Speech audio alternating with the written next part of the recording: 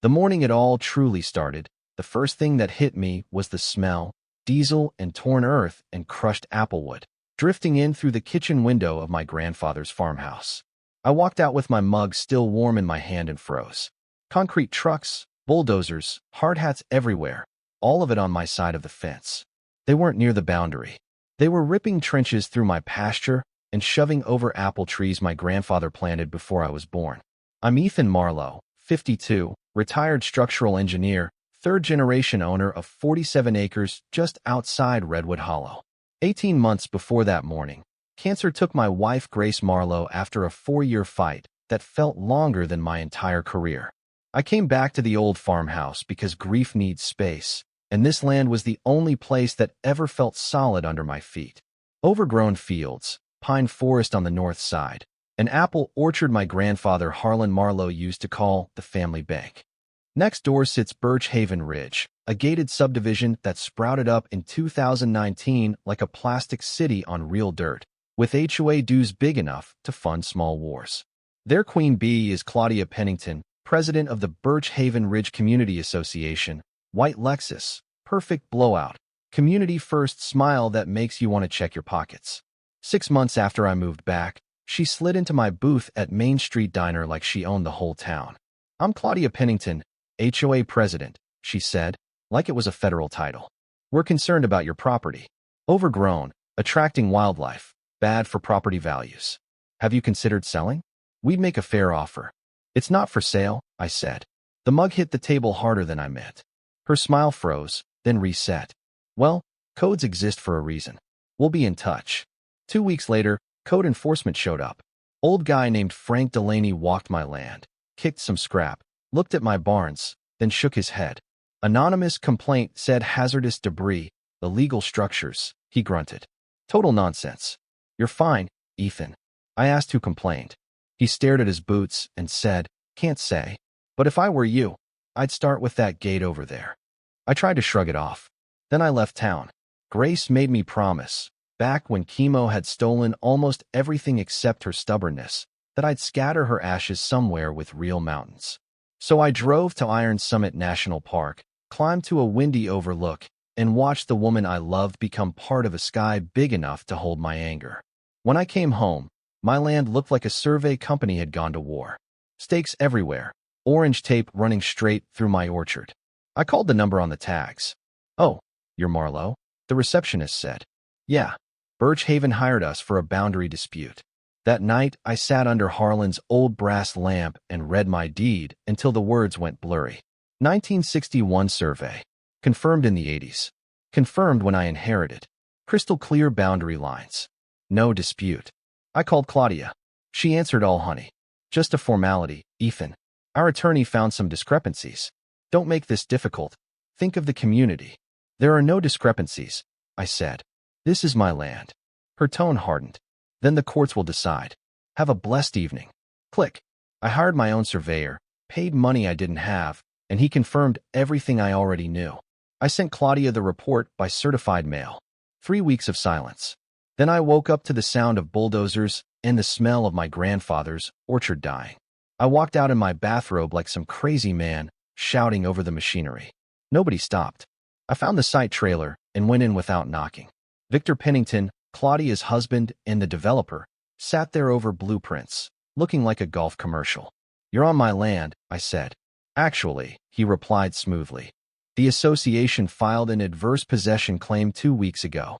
This strip has been in legal limbo since the 90s. We're just correcting an old error. Fully permitted. Call the sheriff if you like. Deputy Tyler Norris will tell you the same thing," he told us. I did call. Tyler came out, young, jittery, flipping between my chain of title and a stack of stamped papers Victor handed him. "This is civil, sir," he finally said. "I can't shut down construction. You'll need a lawyer and an injunction." Behind him, another apple tree went down, roots snapping like bones. Standing there, watching 80-year-old trees get turned into mulch for somebody else's retirement plan, I realized this wasn't a misunderstanding. This was theft with paperwork, and I wasn't going to let it happen quietly. I went straight to the county building. Marcia Cole, the clerk, pulled up the adverse possession filing and read it with a frown deepening by the second. According to Birch Haven, They'd been using my eastern acres openly and continuously for community recreation since 2000. Picnics, paths, playgrounds. 2 full decades. The HOA didn't even exist until 2019, I said. She sighed. I know it stinks, but it's filed. Until a judge throws it out, they get to act like it's true. I paid $7 for copies of lies about my own land and walked out under buzzing fluorescent lights feeling like someone had stolen my name. The next morning, I met Natalie Cruz, property attorney, sharp eyes, sharper mind. We walked the fence while she snapped photos and asked fast, precise questions. Back at my kitchen table, coffee between us, she laid it out. Injunction hearing is weeks away. They'll pour as much concrete as they can before then. But we have a weapon they're not expecting. She typed while she talked. It's called a lease pendens, legal notice that this dirt is in litigation. It doesn't stop construction, but it makes every buyer and every bank run screaming. She filed the lawsuit and the lease pendens right there, my farmhouse suddenly feeling less like a tomb and more like a command center. 2 days later, Claudia showed up, sympathy turned up to 11. This lawsuit is embarrassing for you, Ethan, she said into my phone camera. Our project brings jobs, tax revenue, progress. You're clinging to memories. It's my land, I answered. Clear title since 1961. We have $4.2 million invested.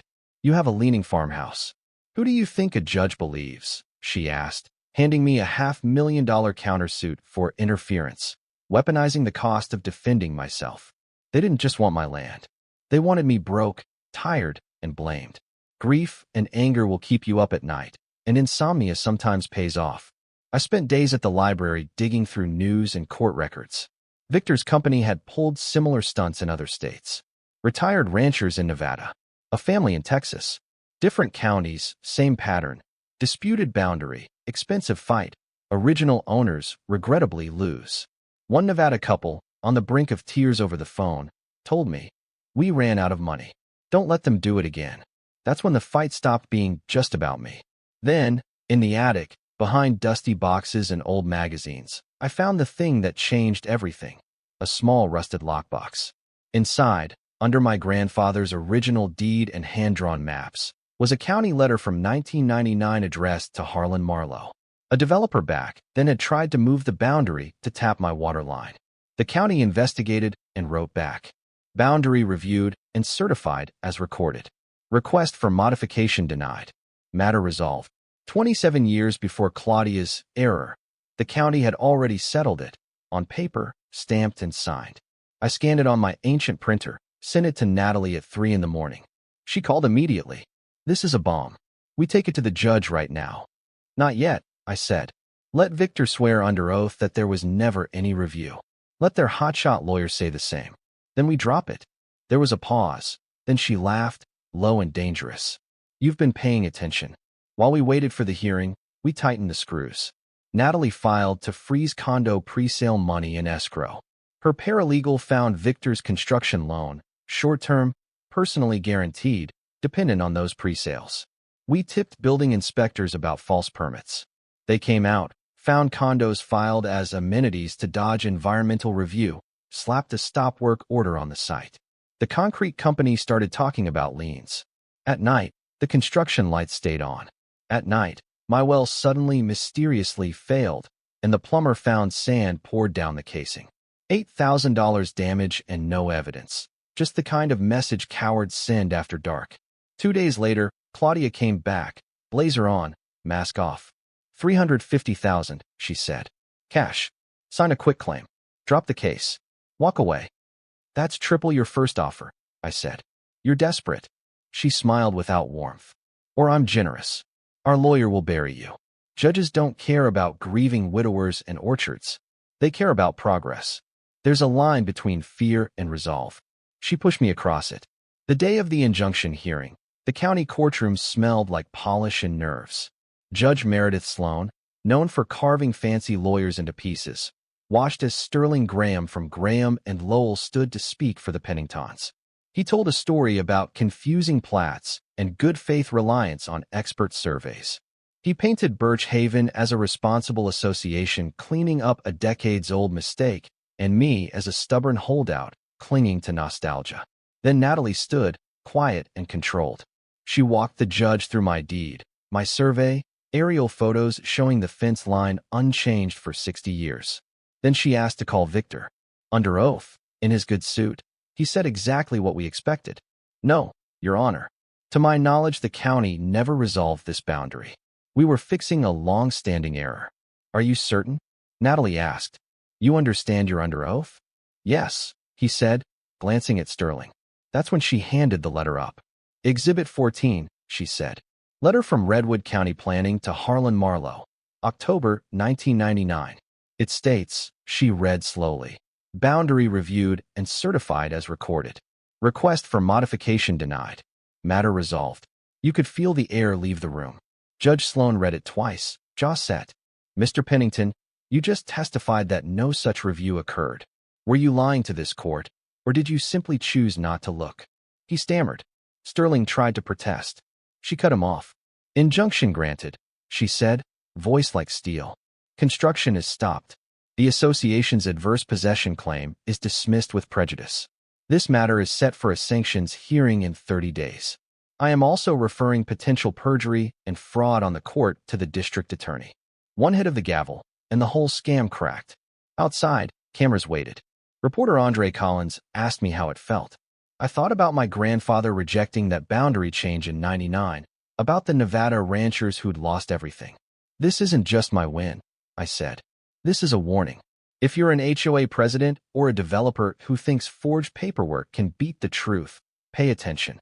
5 days later, the Birch Haven clubhouse looked like a pressure cooker. Emergency HOA meeting. 90 homeowners crammed into a room built for 60. Everyone holding a copy of the judge's order and the letter Claudia never told them about. Treasurer laid it out. Legal fees, liens, potential sanctions. If the association had to pay all of it, each family could be on the hook for thousands. Voices rose, first confused, then furious. You told us the land was ours. You said he was crazy. You forged this. Claudia tried one last speech about protecting values and biased judges. It died halfway out of her mouth. Someone motioned to remove the entire board. They checked the bylaws on the spot. Proxies didn't apply. Real people, real votes.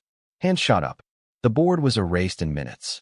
The new board, led by a retired teacher who reads everything, came to my farmhouse with a settlement. They admitted what happened. They recognized my boundary. They agreed to help the investigation. At the sanctions hearing, Judge Sloan made it official. The HOA walked away under strict conditions. The Penningtons did not. Sanctions. Referrals. Their development company collapsed under debt, liens, and the weight of their own greed. The half-built condos were sold to a different developer, who dismantled them rather than risk selling homes on cursed ground. My land became Marlowe Meadow Conservancy, 47 acres protected as open space, community gardens along the edge, trails where bulldozers once tore trenches. We planted wildflowers where concrete was supposed to go. At the first harvest festival, kids ran between garden rows, a bluegrass band played under the pines, and for the first time since Grace died, the future didn't feel like something that only happened to other people. Near the center of the meadow, I planted a young apple tree.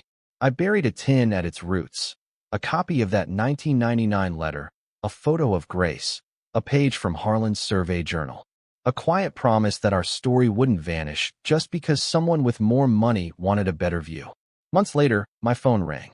A woman from another state, voice shaking, said, "Our city's trying to take my ranch for a fake, public project. They're lying about everything. I saw your story. I don't know where to start." I opened a fresh notebook, sat at the same table where we filed that first lease pendants, and said, "Start from the beginning. Tell me everything. We'll figure it out. Because here's what I learned. You don't have to be rich, or powerful, or perfect to stand up to people who think they can steal what's yours. You just have to refuse to quit, even when they weaponize paperwork, public opinion, and your own grief against you." So let me ask you this. If you woke up tomorrow and found bulldozers pouring concrete on land your family built a life on, would you take the money and run? Would you burn their world down no matter who else got hurt? Or would you fight to stop the theft and still leave something better behind for everyone who has to live there after you?